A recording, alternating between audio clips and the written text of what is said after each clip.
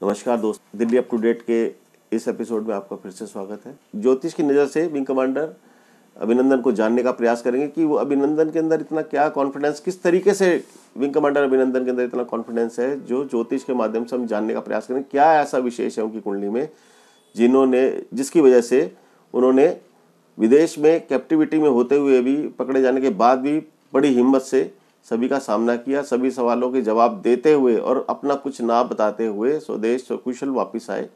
आइए जानते हैं। उनकी डेट ऑफ बर्थ हमारे पास है, लेकिन टाइम नहीं होने की वजह से हम चंद्र कुंडली को ही चंद्र लगन मानकर डिस्कस करेंगे।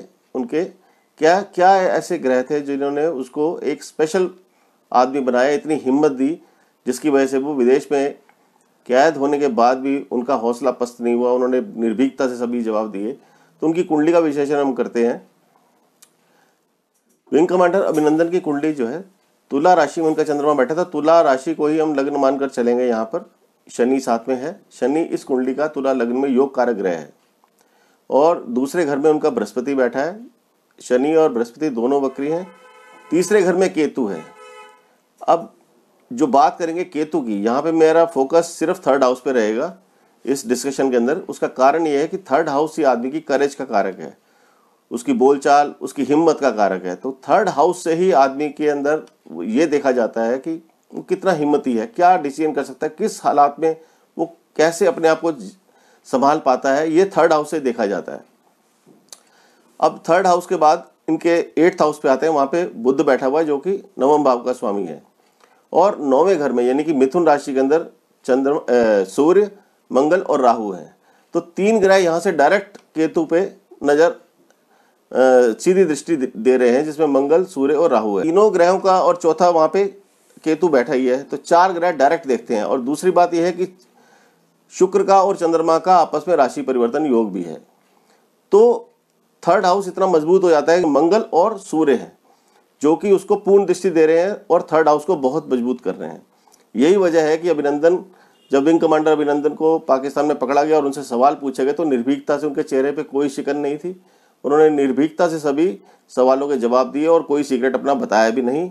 यहाँ पे विंग कमांडर अभिनंदन ने, इनका जन्म जो है 21 जून 1983 का है। 2004 जून में इन्होंने फौज को ज्वाइन किया। हालांकि इनके फैमिली बैकग्राउंड भी ऐसे ही था। दूसरा, इस कुंडली में देखिए एजुकेशन का भाव हम देखते हैं, टेक्निकल एजुकेशन होती है ऐसे आदमी की, नॉन मेडिकल इन्होंने किया होगा तभी ये एयरफोर्स में आए हैं। तो इनकी कुंडली में भी ऐसे ही कॉम्बिनेशन है, क्योंकि शनि चौथे घर का स्वामी, जो कि प्राइमरी हाउस ऑफ एजुकेशन है, और 5th हाउस, ये 2 घर से एजुकेशन देखी जाती है।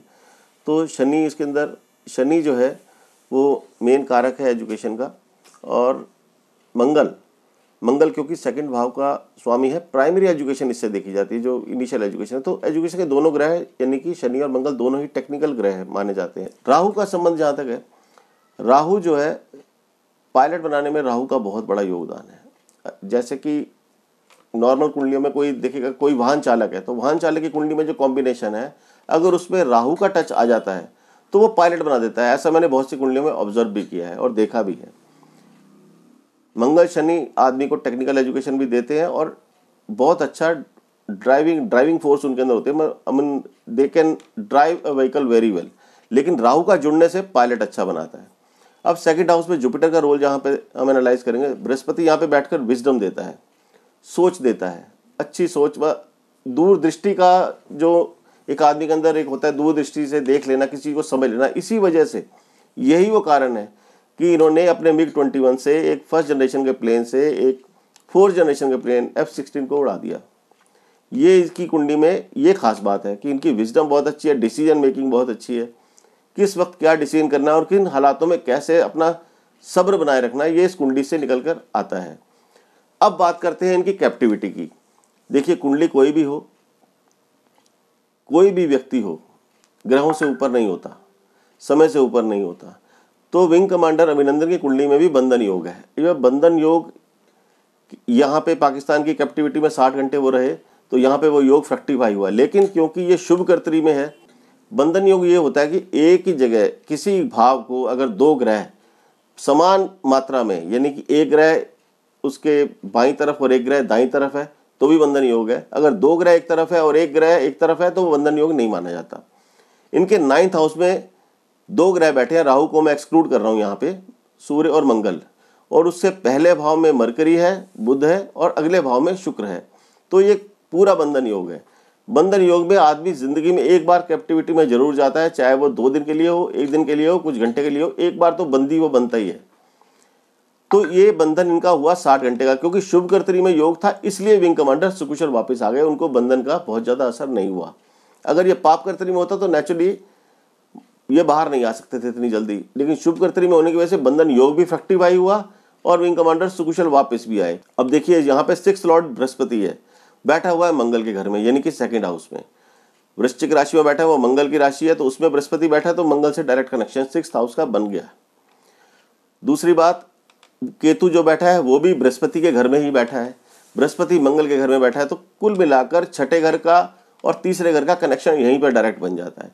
फिर 3rd हाउस को ये 3 प्लैनेट 2 प्लैनेट राहु को एक्सक्लूड कर दें, राहु और केतु हमेशा 1/7 एक्सेस में ही होते हैं, तो सूर्य और मंगल दोनों देखते हैं। मंगल की तरह ही केतु है, तो केतु वहां बैठा तो मंगल का ही है, मंगल ही है एक तरीके से, तो मंगल उसको दृष्टि भी दे रहा है, तो पूरा बल 3rd हाउस में है।